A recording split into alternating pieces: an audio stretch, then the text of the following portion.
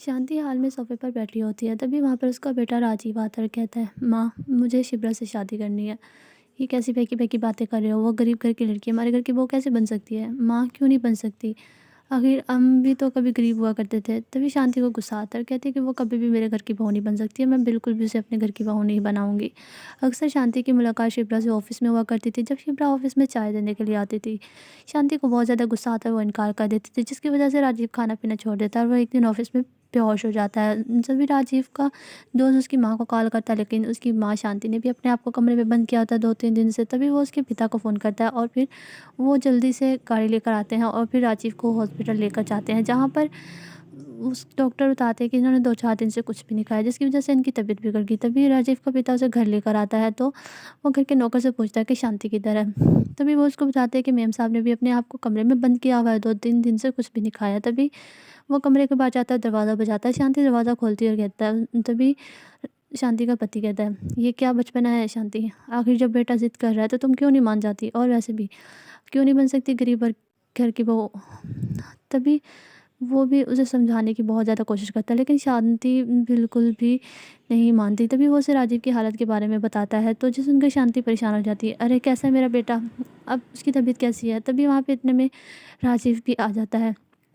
लेकिन माँ आप तो मान ही नहीं रही मेरी शादी के लिए। मैं शादी करूँगा तो सिर्फ़ शिप्रा से ही करूँगा और किसी से भी नहीं। राजीव की इतनी ज़िद करने के बाद और उसका पिता भी शांति को समझाता है, तो शांति मान ही जाती है। लेकिन वो कहती है कि उसको अग्नि परीक्षा से गुज़रना होगा। तभी राजीव बहुत ज़्यादा खुश होता है, वो अपने दोस्त को कॉल करके खुशखबरी सुनाता है। तभी अगले ही दिन सारा परिवार तैयार होकर खड़ा होता है। सुन लो, मैंने जो शर्त रखी है मैं वो पूरी करूँगी और उसको अग्नि परीक्षा से गुज़रना ही होगा। तभी वो सब जैसे ही शिप्रा के मोहल्ले में पहुँचते हैं, तो शांति को घिन आने लग जाती है। तभी वो उनके घर पहुँचती है और कहती है, हमें अपने बेटे के लिए आपकी बेटी का हाथ चाहिए।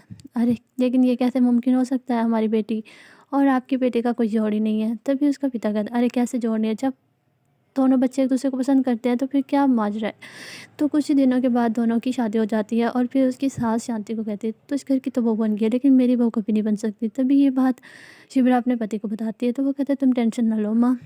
तभी अगले ही दिन उसकी पहली रसोई होती है, तभी उसकी सास शांति कहती है, तुम्हें 56 किस्म के भोग बनाते हैं और तुमने वो सब कुछ सिर्फ़ 2 घंटे में ही बनाना है। ये सबसे बड़ी परीक्षा होती है शिप्रा के लिए। तभी शांति मंदिर चली जाती है, पीछे सोच रही होती है कि वो कैसे ही 2 में खाना बना सकेगी, वो तो पहली परीक्षा में फ़ेल हो जाएगी।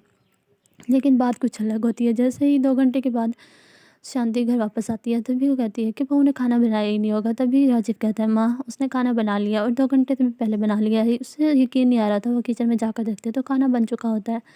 वो बहुत ज़्यादा हैरान होती है कि इसने 2 घंटे में खाना बना कैसे लिया।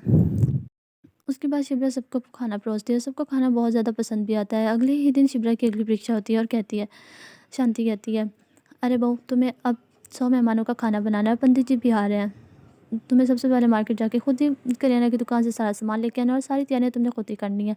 तभी शिप्रा जल्दी से आंगन में 4 चूल्हे बना लेती है, जो सोचती है कि उससे काम आसान हो जाएगा और जल्दी खाना बन जाएगा। तभी वो मार्केट जाती है और सारा सामान खरीद रही होती है। कभी वो किसी दुकान से कोई सामान खरीद रही होती है, तो कभी किसी दुकान से कोई सामान खरीद रही होती है।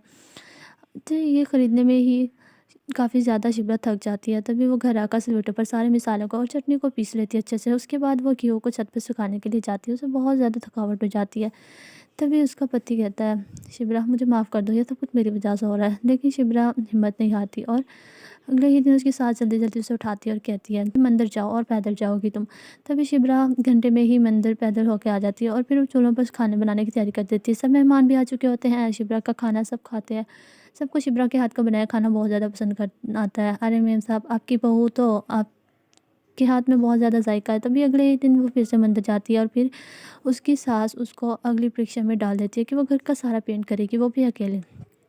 तो अभी बहू याद रखना कोई भी गड़बड़ नहीं होनी चाहिए, बिल्कुल अच्छा खूबसूरत पेंट होना चाहिए। तभी शिप्रा सारा दिन रात को घर को पेंट करती रहती है और फिर इसी तरह से अगली ही सुबह शिप्रा की सास उसे कहती है, अरे बहू हो गया पेंट, जल्दी कर अब जाके नहा ले और फिर से तुमने सबके लिए खाना भी बनाना है। उसके बाद शिप्रा सब खाना बनाती है और कहती है, ये लो तुमने जाकर 50 किलो आलू लेके आने हैं और उसके पापड़ बनाने हैं। तभी शिप्रा पैसे लेकर मार्केट जाती है और वहाँ से 50 किलो आलू खरीद कर ले आती है और फिर उसे छत पर सुखाकर पापड़ बना लेती है और उसके भी उसकी सास कहती है, अच्छा, तो अब ये तो हो गया, कभी वो उससे कपड़े धुलवाती भर-भर कर, तो कभी आँगन में पौधे लगवाती थी मिट्टी खोद कर। उसने हर किस्म की परीक्षा ले ली थी, लेकिन अब इस बार शिप्रा की बहुत ही सख्त परीक्षा थी। उसने कुछ दिन मंदिर में रहना था, वो भी बगैर कुछ खाए-पिए। एक दिन शिप्रा बेहोश हो जाती है, पंडित जी घरवालों को फ़ोन करके बुलाते हैं, सब घरवाले आते हैं और शिप्रा को हॉस्पिटल ले जाते हैं, और तभी वो डॉक्टर कहते हैं कि काफ़ी दिनों से इन्होंने सख्त-सख्त काम किए हैं और खाना-पीना भी ठीक से नहीं खाया, और कुछ दिनों से तो बिल्कुल भी नहीं खाया। इसकी वजह से शिप्रा की हालत ख़राब हो जाती है और माँ भी बनने वाली होती है। सब भी बहुत ज़्यादा परेशान होते हैं। इस सब शांति को ही इसका कसूर ठहराते हैं। शांति को अपनी गलती का एहसास होता है, वो सबसे माफ़ी माँगती है। उसके बाद जब उसको पता चलता है कि शिप्रा माँ बनने वाली है, तो वो उसका बहुत ज़्यादा ख़्याल रखने लग जाती है। और इसी तरह से कुछ अर्सा गुज़रने के बाद ही शांति अपने हाथों से शिप्रा की गोद भराई की रस्में करती है, और पूरी सजावट उसने खुद करवाई होती है।